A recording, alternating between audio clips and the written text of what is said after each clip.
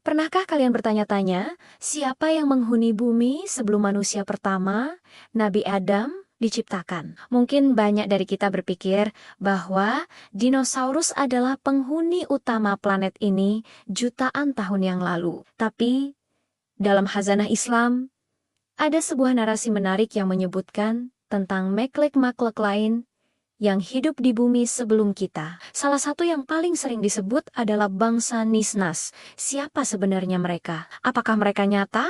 Atau hanya bagian dari mitos dan legenda kuno? Mari kita telusuri bersama jejak misterius bangsa Nisnas, penghuni bumi sebelum Adam. Sebelum kita melangkah lebih jauh, penting untuk kita pahami dari mana sumber cerita ini berasal. Kisah tentang makhluk sebelum Adam, termasuk Nisnas, umumnya tidak ditemukan secara eksplisit dalam Al-Quran. Nah, disinilah peran kitab-kitab tafsir dan riwayat Israiliyat masuk. Israiliyat adalah riwayat-riwayat yang berasal dari tradisi Bani Israel, yaitu Yahudi dan Nasrani, yang masuk ke dalam literatur Islam.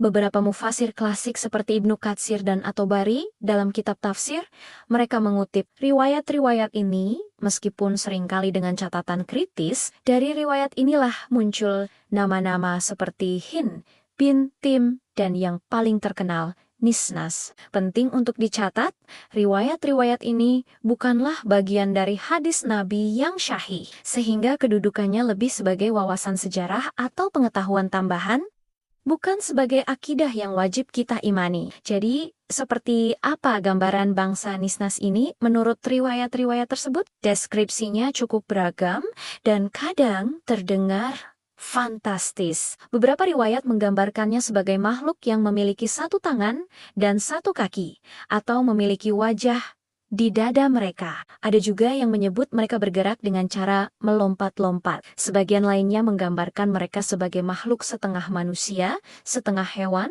atau memiliki bentuk yang aneh dan tidak biasa.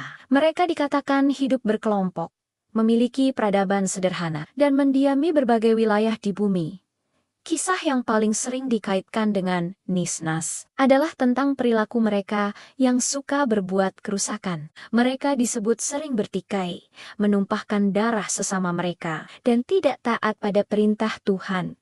Karena kerusakan inilah, konon Allah mengutus pasukan malaikat yang dipimpin oleh iblis, yang pada saat itu masih menjadi makhluk yang taat untuk menumpas mereka. Sebagian besar Nisnas dimusnahkan, dan sebagian kecil yang tersisa diasingkan ke pulau-pulau terpencil atau lautan yang jauh. Cerita inilah yang kemudian sering dihubungkan dengan pertanyaan malaikat di dalam Al-Quran tadi. Seolah-olah para malaikat sudah punya pengalaman buruk dengan penghuni bumi sebelumnya. Namun, kita harus sangat berhati-hati dalam menerima cerita ini. Banyak ulama modern dan bahkan sebagian ulama klasik mengingatkan agar kita tidak menjadikan riwayat Israiliyat sebagai dasar keyakinan. Mengapa? Pertama, karena sanad atau rantai periwayatannya seringkali lemah atau bahkan tidak bisa dilacak sama sekali. Kedua, isinya terkadang bertentangan dengan akal sehat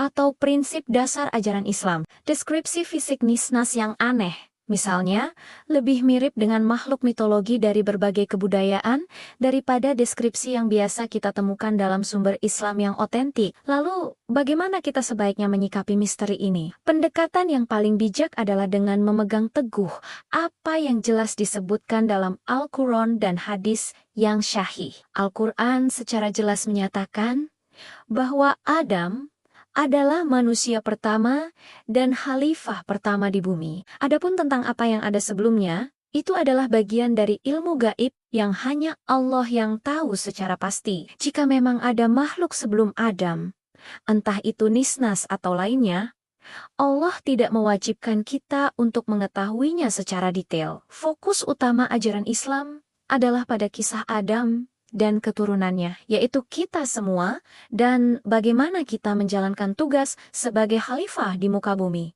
Di sisi lain, kisah Nisnas bisa kita pandang sebagai sebuah ibrah atau pelajaran. Kisah tentang kehancuran mereka karena kerusakan dan pertumpahan darah menjadi pengingat bagi kita, manusia, agar tidak mengulangi kesalahan yang sama. Bukankah Al-Quran juga sering menceritakan kisah kaum-kaum terdahulu yang dibinasakan karena kedurhakaan mereka, seperti kaum Ad, Samud, atau kaum Nabi Lut?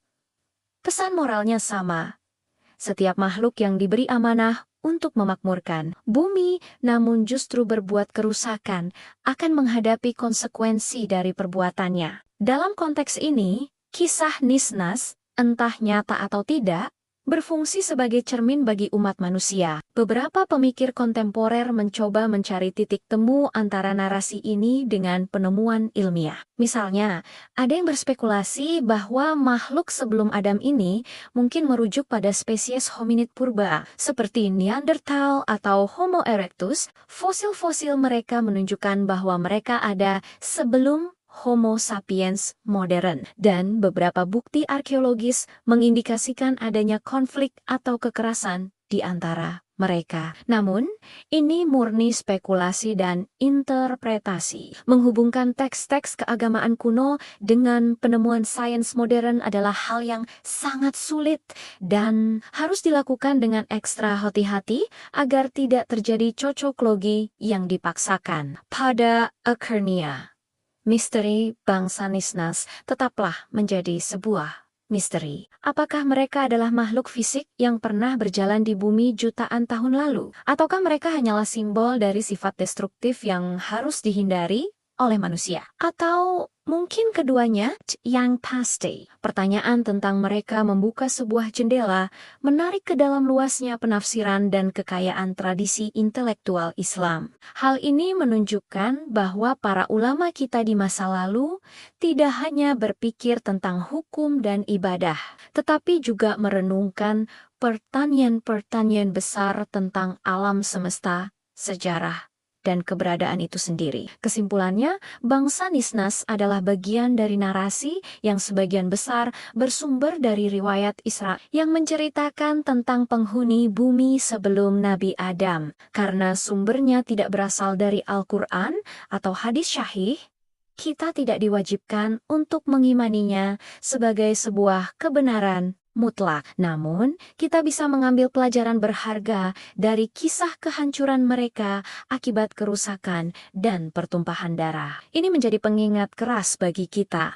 sebagai khalifah di muka bumi saat ini untuk menjaga planet ini dan tidak mengulangi kesalahan yang sama. Fokus kita tetap pada ajaran yang jelas dan otentik, sambil tetap membuka pikiran terhadap berbagai wawasan yang memperkaya pemahaman kita tentang sejarah dan kehidupan. Bagaimana menurut kalian? Apakah kalian punya pandangan atau informasi lain tentang bangsa Nisnas atau makhluk lain sebelum Adam? Jangan ragu untuk berbagi pendapat kalian di kolom komentar. Diskusi yang sehat akan selalu memperkaya pengetahuan kita bersama.